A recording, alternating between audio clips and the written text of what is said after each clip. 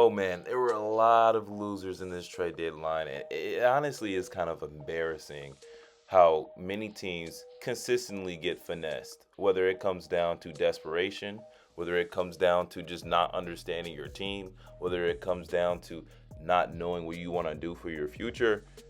There were just fumbles everywhere, everywhere. And honestly, I mean, if you are a GM, I would continue to trade with these people. They just seem to know nothing about what they should and should not do.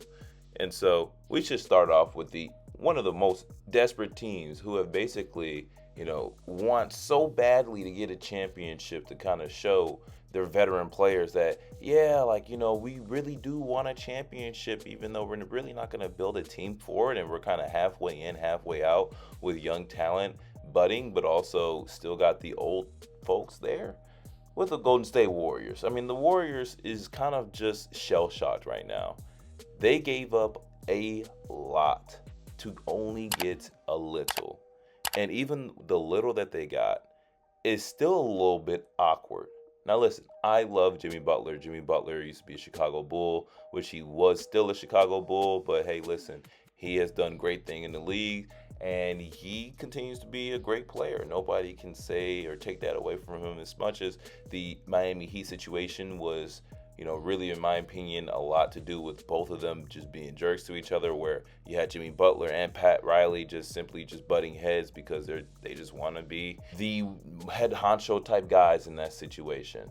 Didn't work out for really Jimmy Butler, and probably more so it worked out for Pat Riley, so Pat Riley gets a pat on the back for that. And so why is the Warriors the one of the most losing teams in this trade deadline? It's simply because they gave away too much. They gave away too much. They gave away Dennis Schroeder, they gave away A. Wiggs, they gave away Slow-Mo, aka Kyle Anderson, and they gave away a pick just to receive Jimmy Butler. Now, Jimmy Butler is a great player. I said this multiple times before in the past, but is he worth all of that? Matter of fact, the best question is this enough to win a championship? Is this going to push you so further beyond so that you will be able to not only contend for a championship, but be in pretty good standing? Because the Golden State Warriors is not in a good standing. And if you tell me that this is the trade that you're going to push through, and you are also telling me that you're trying to vie for a championship, I'm going to disagree with you. I think that giving up Dennis Schroeder, which is kind of weird why you brought him on the team anyway, to be that spark plug coming off the bench, is kind of strange. He's not the best defender, but he's also a pretty good offensive player.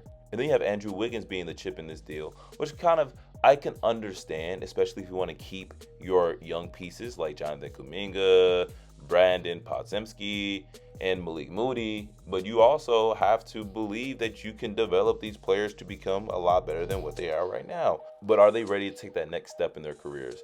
I don't really see Malik Moody being more than just a role player. Podziemski might be the Austin Reeves version of the Golden State Warriors, the kind of real backup point guard behind Stephen Curry. But outside of that, the team is just not built for it. And then you have to think about this.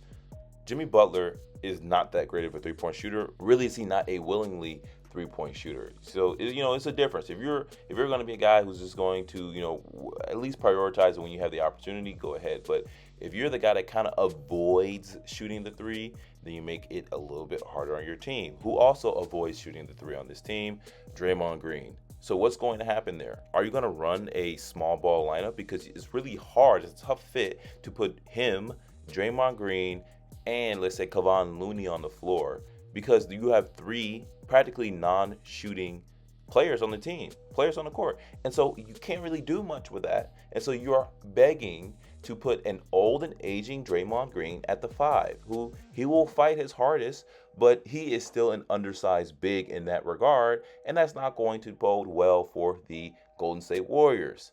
Also, if you're going to tell me that this team is good enough to beat, let's say, the Nuggets in the 7-game series, or the Oklahoma City Thunder in a 7-game series, I disagree. They probably wouldn't even be able to beat the Clippers in the 7-game series.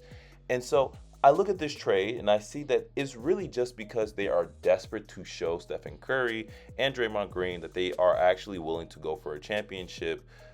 But I think a lot is going to change this offseason because if they're going to keep Pods and they're going to keep Moses Moody and Jonathan Kuminga, what does that mean for the people who brought the championship to the Golden State Warriors franchise? I think this is pretty much their last year and their last stop here. And then you have the other losers, Sacramento Kings. I mean, this is a really just trash franchise. And the Kings has always been a trash franchise. I mean, let's be honest. Who am I kidding? But I think the issue with this is that, one, you drafted all these players and then you, like Marvin Bagley, Davion Mitchell, Tyrese Halliburton, De'Aaron Fox, and you just pretty much just gave them away. You didn't really get much for them outside of the Tyrese Halliburton trade where you actually got Domantas Sabonis. But, I mean, honestly, with him seeing how poorly ran this franchise is, how do you expect him to stay when it comes to the offseason? I don't know how many years he has left on his contract, but expect Domantas Sabonis not being a Sacramento King for lifer. Or if you want to play that, okay, he is going to be a lifer, then you're just going to expect them not to win any championship anytime soon because they're not going to build around him. But one of the big issues on this team that I just laugh every single time is that they have 3 shooting guards. They have Malik Monk trying to figure out how to play point guard, Zach LaVine, and DeMar DeRozan. You tell me that's a winning team. You tell me that's a winning attitude or winning formula, winning recipe. Like I said before, I will disagree nicely. But what do you do with that? Is there anything in the future? You can't really get many picks for DeMar DeRozan. You barely got anything for Zach LaVine.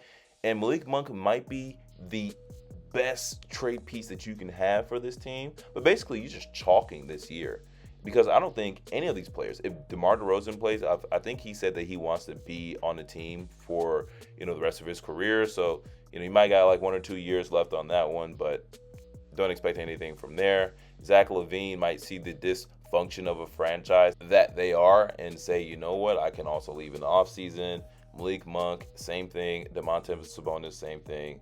What do you have for your future? It has been basically squandered when you gave away one of your best assets in De'Aaron Fox and not adequately make a team that was successful enough to build around him. And even when you did, you fired the coach that got them there. Now, many people will say that the Dallas Mavericks should be on my hit list for one of the worst trades to ever basically be made in modern NBA history. But I don't think they actually are that big of a loser in this trade deadline.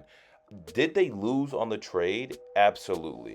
No way about it. But if we're just looking kind of like in this season and the few seasons ahead, they're actually not in a bad position, especially with the fact that they keep getting more and more good players. Now, of course, losing Luka Doncic is a big blow to them. But honestly, getting Anthony Davis is not bad. Having Kyrie Irving being healthy isn't that bad. Getting Christie isn't that bad either. You kind of let go a lot of the cap space that you probably would have to fulfill. And so you could probably get another piece that's good enough. But albeit, this team is kind of stacked. It really is kind of stacked. Now, that doesn't take away from the fact that they lost the trade. But it does give a little bit more credence that, yeah, they aren't among any of these 3 teams that I will say that are definitely the worst. Now, the worst loser of the trade deadline, and I hate to say this, is the Chicago Bulls. I mean, Lord have mercy. What do I do here? We have 6 guards on the team. We have 6 guards on the team. We have 6 guards on the team. We can't get rid of them. We signed Lonzo Ball to a 2-year, I think $20 million. You can't get rid of him right now. He's probably going to be gone in the free agency.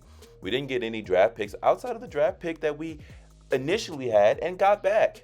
And so if you want to clap for that, go ahead, clap for that. But it just shows that we have silly management up there. And it's really nothing serious to be happening in Chicago. I mean, the best thing you have happening in Chicago is the Bears with their new coaching staff. But outside of that, if you're a basketball fan, man, I'm sorry. I don't know what to really do. Like, I don't know what to say. I don't know where you want to glean any type of positivity from. You have like one of the GMs or top people in the office, upper office, saying that they're aiming for play-in, and that's a serious consideration for them. I mean, I don't know what you want me to say. Like, if you're a Chicago Bulls fan, you're going to go to the games because it's a great atmosphere. It's one of the best stadiums in the league. But outside of that, you're not going there to see your team win. You're going there just to have a good time. And honestly, I get it. You don't really have that many great things in Chicago in terms of sports, and so you might as well just live it up.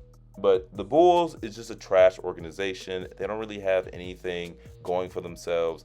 And honestly, they need to be investigated by Adam Silver to know if they're actually laundering money or they're a criminal organization, because the money that they are stealing from their fans year in and year out by promising a good product is criminal. Absolutely criminal.